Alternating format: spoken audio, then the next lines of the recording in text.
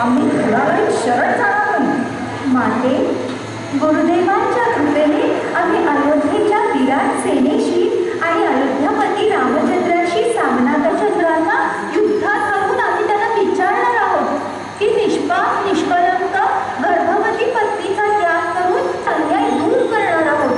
त्यांच्यावरील कलंक धुवून काढणार आहोत आणि मगच हा अश्व आम्ही सोडून देऊ आणि ही आमची प्रतिज्ञा आहे. विधी लिखित कोण बदलणार? तुझ्या मनातील आशंका मला समजली आहे, पण तू निश्चिंत राहा. लव आणि कुश स्वतःचं रक्षण करण्यास समर्थ आहेत.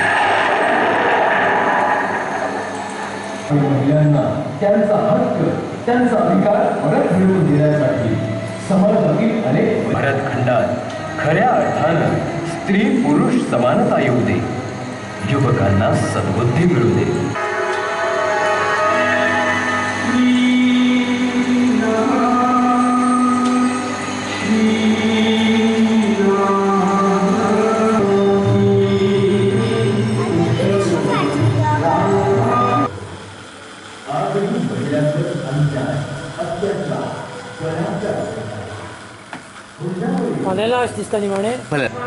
या सोहळ्यास अप्रतिम सौंदर्य संपन्न अशा तऱ्हेची पुराण काळातील देखावे करण्यात आले आहे. आणि हा देखावा, हे देखाव्यापैकी प्रथम देखावा अश्वमेध यज्ञातील प्रभू रामचंद्राच्या अश्वमेध यज्ञातील अश्व, त्याचप्रमाणे सीतामाता, लवकुश आणि वाल्मिकी ऋषी बनवण्यात आले. आणि हा रथ आम्ही मुंबईहून सावंतवाडीचे माझे मित्र अशोक यांच्यातर्फे इथं थाटला आहे. त्याचप्रमाणे हे स्वयंचलित रथ आहे हा, तरी भक्तगणांनी याचा लाभ घ्यावा. त्याचप्रमाणे अश्वमेध यज्ञकुंडातून राजा बृहद्रवा आणि सुलोचना राणी यज्ञ करत असताना त्या यज्ञकुंडातून अंतरिक्ष नारायणांचे अवतार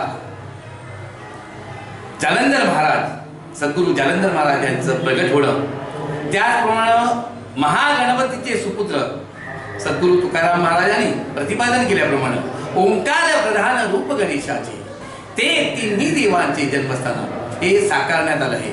इथं प्रत्यक्षात ब्रह्मा विष्णू महेश हे बालक रूपानं भगवंताजवळ महागणपतीजवळ उभे आहेत. त्याचप्रमाणे सीता शोधा प्रित्यर्थ मुद्रिका घेऊन प्रभू रामचंद्राचे निस्सिम भक्त मारुतीरायाचे गेले होते अशोकवनात, तो प्रसंग दाखवलेला आहे.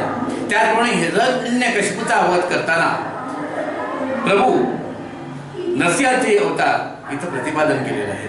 त्याचप्रमाणे जनीमाता संत जनी ही स्वतःच्या हस्ते दळण दळत आहेत साईबाबा, आणि त्याचप्रमाणे ती स्वतः आपण हे करत आहे आसूर सुपानं. त्याचप्रमाणे चार उंदीर भगवंताजवळ गायन करत आहेत, पेटी, तबला आणि त्याचप्रमाणे गायन करत आहेत, हे प्रतिपादन केलेलं आहे.